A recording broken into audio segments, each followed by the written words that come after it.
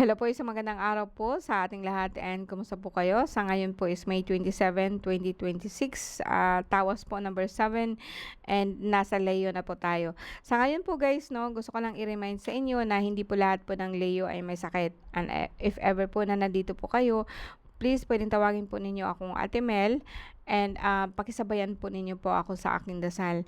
And be reminded lang po guys, no, as I said, na hindi po lahat po ng Leo po may sakit. So be with me and sabayan po ninyo ako sa aking dasal.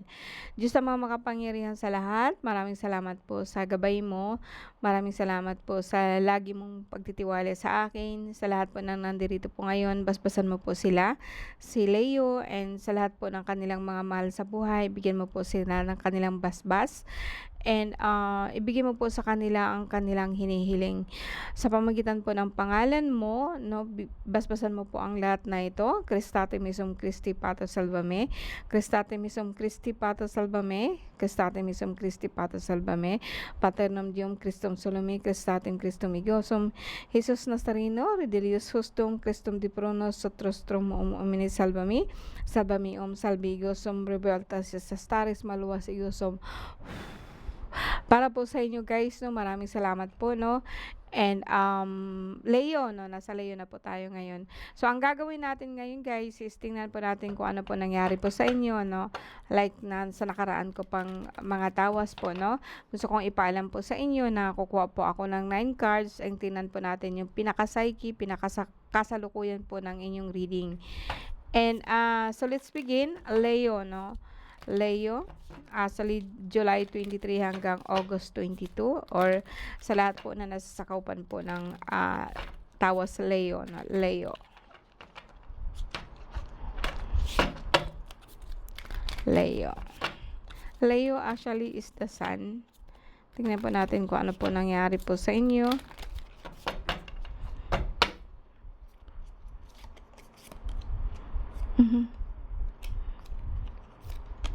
So makikita po ninyo along the way, ituturo ko rin sa inyo kung ano po ang klase ang spread po natin para kahit pa paano po may idea kayo, no? Ay, kung saan po sila papatak, para kahit pa paano po kung magmamatch po sila, paano po sila nagmamatch po sa ating karamdaman. Anyway, ngayon guys, no, I get 9 card, no, kung nakikita po ninyo dyan. And actually, ang bawat isa nito, represent po siya sa ating psyche, no? Kung kukunin ko pa ito is yung 4 po na elemental. So, wala po tayong labas po ito sa atin, no? Ito pong 4 po din nandirito. Ito po yung conscious mind, subconscious mind, in the past and in the future. And ito po yung kasalikuyan po nangyari po sa atin. And ito po yung pinaka-subject po ng ating reading po sa lahat po ng Leo po, no. So, sa ngayon po, actually guys, no, 10 of arrows, instruction. Pwedeng sabihin po natin na ikaw po, Leo, ngayon is like napakasakit po ng iyong likod, no. Lalong-lalo na po sa parang, kumbaga sa akin, yung likod ninyo parang tinutusok po siya ng karayom, no. Masakit po siya, no. And ito po tingnan natin kung ano po nangyari po sa inyo. Basta po is like the element po, no, yung tinatawag po nating 4 na elemento, and then pinakasentro po yung card po natin kung saan po nangyari. As I said, 10 of arrows po, no, parang ang sakit po ng likod ninyo. Then ito po yung tinatawag po natin na conscious mind. Okay? So the conscious mind, yung tinatawag nating 7 of stone, or tinatawag po natin na nagkakasakit. So sa ngayon po, Leo, parang nakakaramdam ka po ng pananakit po ng katawan. Like paggising mo, sakit-sakit po ng katawan. Pero pag tumayo ka na, tapos nag-start ka na po na magkaroon po ng pawis, na parang nawawala din po siya. Pero dahil po ito sa hindi ka makatulog ng maayos, masakit po ang likod mo, no? And ito naman po yung tinatawag nating the subconscious mind, yung kung ano yung hindi mo alam. Ang subconscious mind is tinatawag po nating 8 of vessels, or tinatawag po nating emotionally going away, no. So ito po is like parang sabihin po natin na nagkakasakit ka po, no. Nagkakasakit ka po, masakit po ang likod mo, and ito pong parang tinatawag mo ka kung gusto mo na po sanang iwanan, Actually, hindi mo alam kung bakit ka nagkakasakit ng ganito. Pero, let's say in the past po, puwedeng sabihin po natin na nag-asikaso ka kasi ng mga documents mo. So, ito lang po siya yung parang sa'yo lang din po ito 'no. And, may mga tao din po na tinatawag po natin nagta-traitor sa'yo 'no. And, pero dito po sa ating ano, parang sinasangga po siya.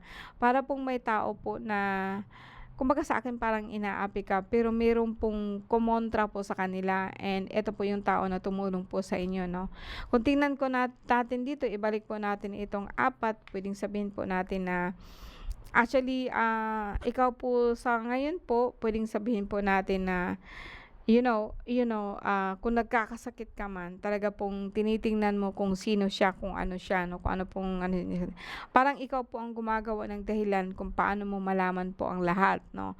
And, dito naman, pagdating naman dito po sa kabila, puwedeng sabihin po natin na nagkakasakit ka po dahil po, minsan po sa akin puwedeng nakakulong ka, puwedeng sabihin po natin na mataas po ang kolesterol mo, puwedeng sabihin po natin dito na, itong tao na 'to na very positive po siya sa'yo, actually 'no, na sinasangga po niya lahat. Kaso nga lang po, minsan po talaga mahina ka sa tubig 'no, minsan po parang kulang 'no, kulang sa tubig, kulang ka sa liquid kaya po medyo sumasakit ang likod mo. Yung cholesterol mo sa dibdib ano mo, kung minsan po masakit yung braso mo 'no, yung braso, yung dito 'no, and dito naman sa likuran mo is masakit po siya 'no. And ito po yung sa dahilan po na parang kumbaga sa akin, may mga tao po na kasangga pero I think I like to say na ikaw lang po 'to lahat 'no, kundi yung mga ginagawa mo sa trabaho, ginagawa mo sa bahay. And, posible po guys na mayroon meron kang kaakibat 'no, meron ka bang kasama po ba na nagtatanggol po sa'yo 'no. And isa po siya actually anghel na kung minsan, hindi mo siya masyadong kakilala pero hindi po siya masyadong maka-penetrate sa'yo. So ito po actually is positive po siya kasi depende po kung saan po siya nakalagay. Puwedeng sabihin natin na, "Guys, hanggang ngayon, posible po na merong laman ang likod mo." Puwedeng sabihin po natin na, mga elementals 'no, pero puwedeng sabihin din po natin na, mga bata nandito, parang napapagod ka sa mga bata 'no, and eto kasi mga bata 'to 'no, na mga maliliit pa 'no, na tumutulong din po sa'yo actually they are all elementals 'no, and I like them kahit papaano po. So dito guys, hindi ko makikita masyado yung although may sakit ka, pero hindi po siya yung palagian po 'no. Maliban lang po talaga sa cholesterol mo mataas, iyon lang po ang nakikita ko dito 'no. And, in the past po 'no, tingnan pa natin yung past ninyo, Leo 'no.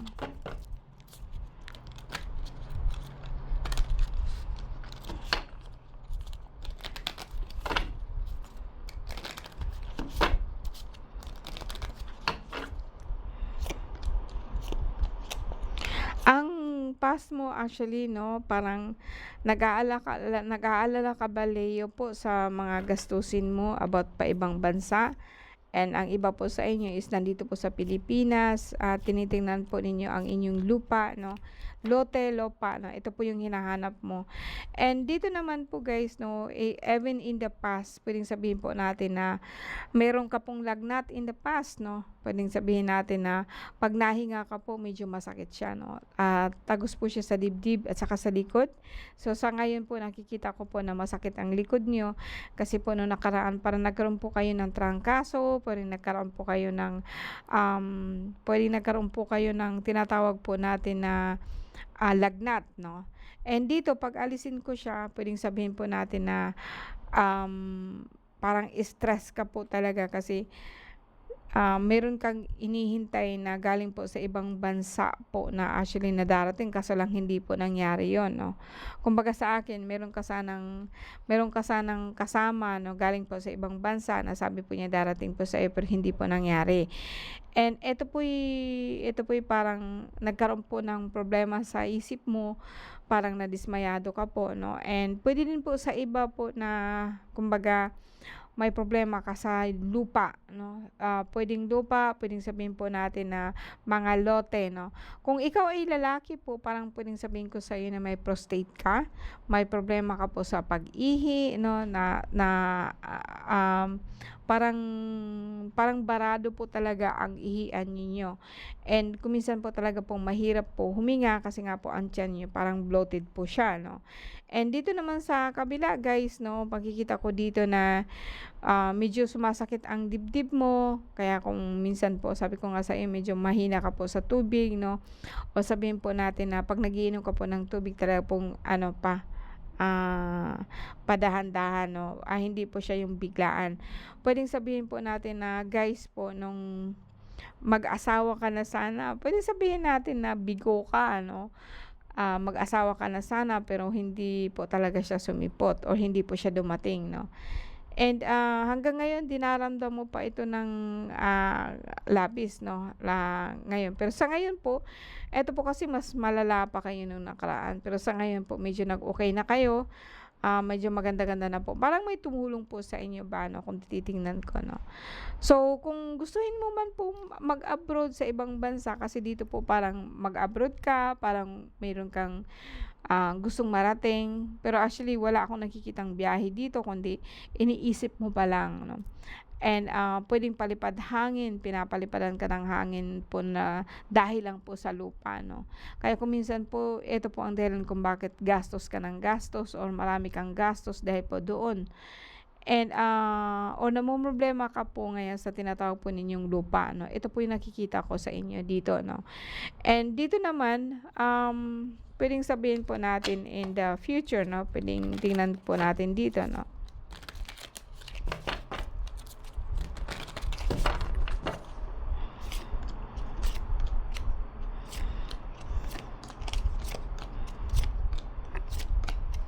Well, in the future po, puwedeng sabihin po natin dito guys, 'no, na, okey ka naman na po. May mga ang sinabi ko nga baga sa iyong likod, puwedeng sabihin ko po sa iyo na ang tinatawag mong likod o sabihin po natin na chakra, 'no, or tinatawag po nating spinal column, 'no, medyo sumasakit po siya hanggang sa baba pero nag-o-okey po siya kasi ang ganda po ng pinakahuling card po ninyo, 'no.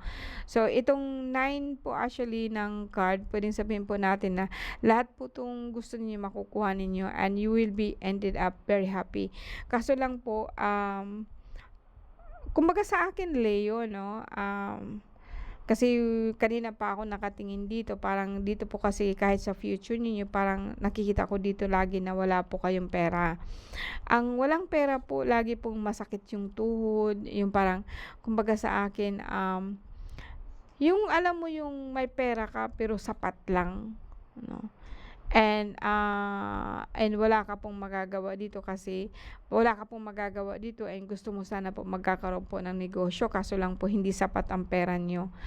Paulit-ulit kong sinasabi sa inyo guys na actually ang ganitong klaseng sitwasyon po ninyo is like kung gusto po ninyong magkaroon po ng new project, mauna po kasi dapat yung pag-iisip niyo, 'no. Ang dito kasi like kung gusto mo ng new project, iniisip mo na kaagad na wala kang pera.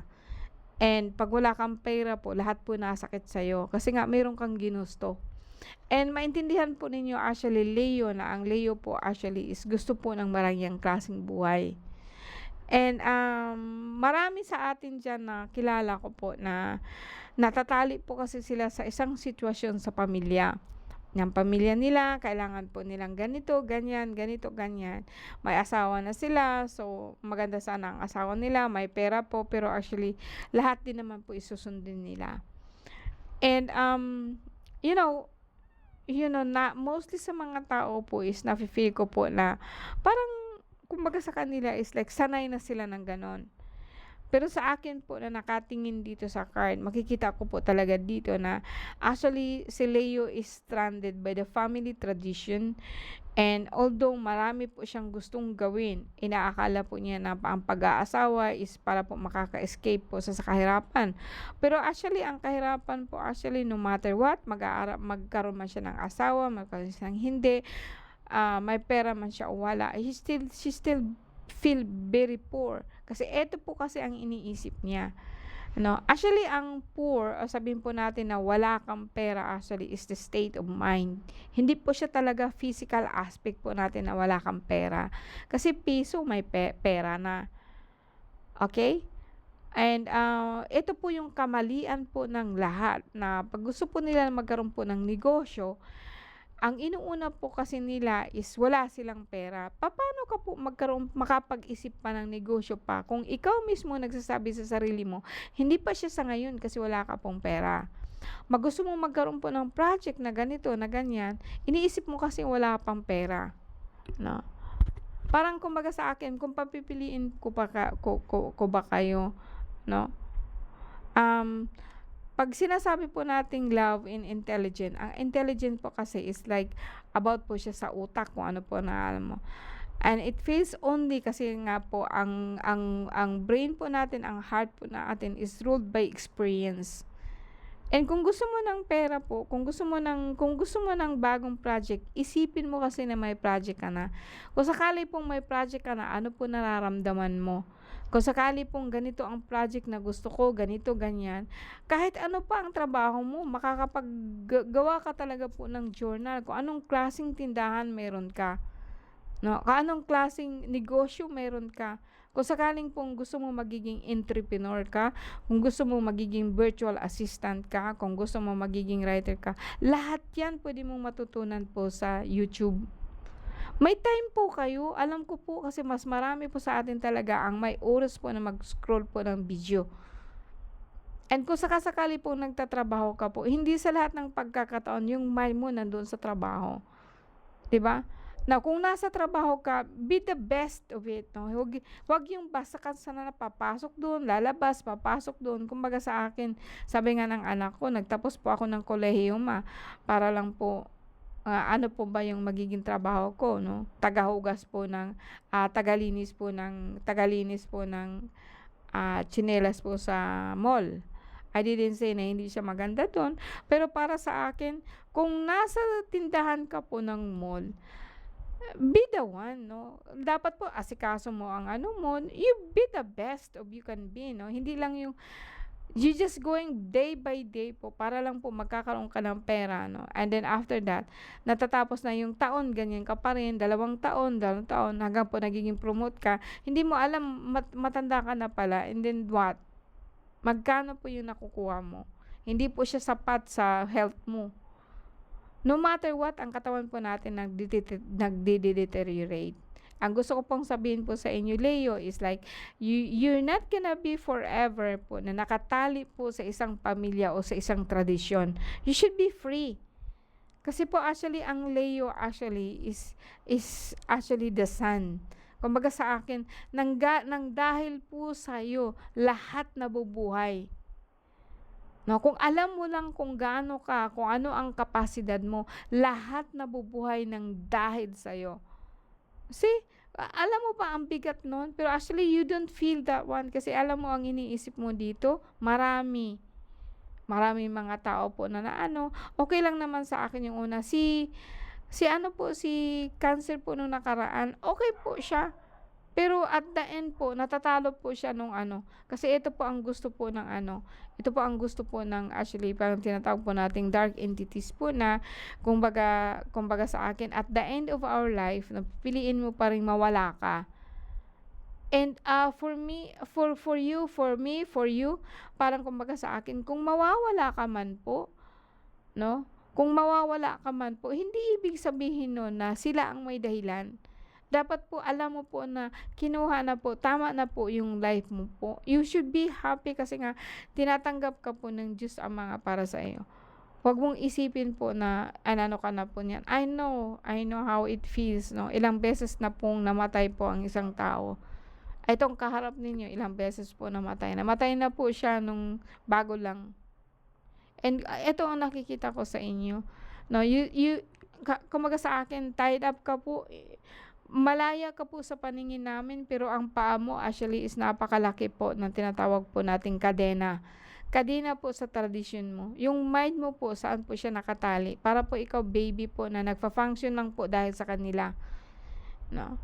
And ito po ang sinasabi ko sa iyo, if you want to be all of this one, actually makukuha mo to. Ang tinatawag nito is 9 of Vessels, generosity. You will be happy sa pera, you will be happy sa family, you will be happy because you have everything. And you should be. Kasi sabi ko nga sa'yo, isa kang Leo.